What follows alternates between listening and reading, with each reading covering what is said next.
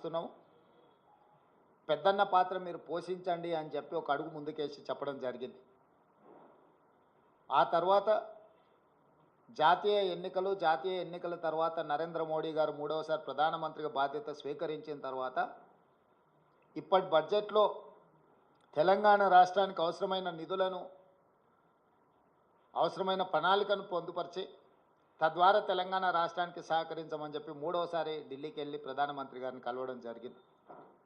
అన్ని సందర్భాలలో బేసిజాలకు తావు ఇవ్వకుండా, అనవసరమైన వివాదాలకు అవకాశం ఇవ్వకుండా, ఈ దేశ ప్రధానమంత్రి వివిధ రాష్ట్రాల ముఖ్యమంత్రులకు పెద్దన్నలాగా ఉండాలి, మిమ్మల్ని మేము పెద్దన్నగా భావిస్తున్నాం, మా రాష్ట్రానికి చాలా సంవత్సరాలుగా వివక్ష జరుగుతున్నది కాబట్టి ఈ వివక్షను తొలగించి మా నిధులు కేటాయించండి అని వారిని కలిసి చెప్పడం జరిగింది.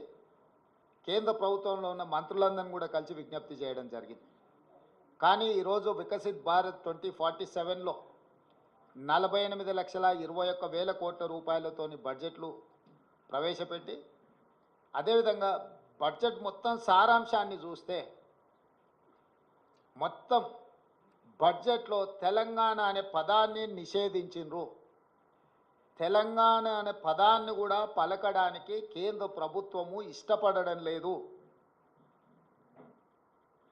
10వ బడ్జెట్ సమావేశాల సందర్భంగా ప్రధానమంత్రి గారు తెలంగాణ రాష్ట్ర ఏర్పాటు ప్రక్రియను తప్పుపట్టినప్పుడు, తెలంగాణ రాష్ట్ర ఏర్పాటు ప్రక్రియనే పార్లమెంటు విధి విధానాలు ఉల్లంఘించి ఏర్పడింది అని అన్నప్పుడు వారి మనసులో ఇంత కక్ష ఉంది తెలంగాణ పట్ల అనేది తెలంగాణ ప్రజలు ఊహించలేదు.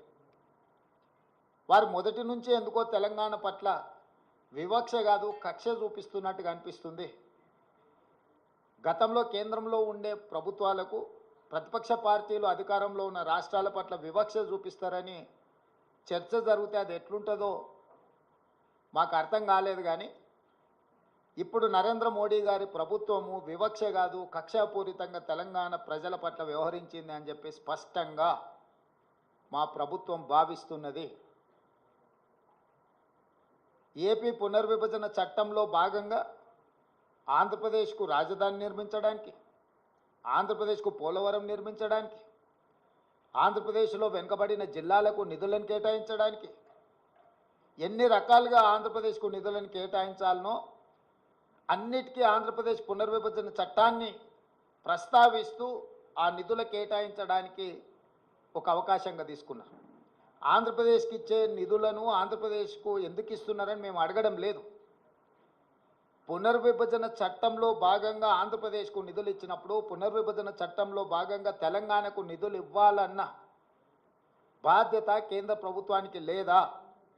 అదే ఆంధ్రప్రదేశ్ పునర్విభజన చట్టంలో బయ్యారం ఉక్కు కర్మాగారం ఉంది, కాజీపేట రైల్వే కోచ్ ఫ్యాక్టరీ ఉంది, సాగునీటి ప్రాజెక్టులలో పాలమూరు రంగారెడ్డి ఎత్తిపోతలకు కేంద్ర ప్రభుత్వం పోలవరంకి ఏ విధంగా నిర్మాణానికి సహాయం అందిస్తున్నారో ఆ విధంగా నిధులను కేటాయించాలన్న ఆలోచన కానీ, అదేవిధంగా గిరిజన యూనివర్సిటీ 10 సంవత్సరాల తర్వాత ఇప్పుడు మొదలైన ములుగులో దాని నిధుల విషయంలో కానీ, అదేవిధంగా మేము స్పష్టంగా ప్రధానమంత్రి గారిని కలిసి మీకు నమోమి గంగే ప్రాజెక్టు లాగానో సబర్మతి రివర్ ఫ్రంట్ లాగానో మీ గుజరాత్కు మీ ప్రాంతాలకు ఏ విధంగా అయితే మీరు నిధులను కేటాయించుకున్నారో ఆ విధంగా మూసీ రివర్ డెవలప్మెంట్ ఫ్రంట్కు నిధులు కేటాయించమని చెప్పి మేము అడగడం జరిగింది.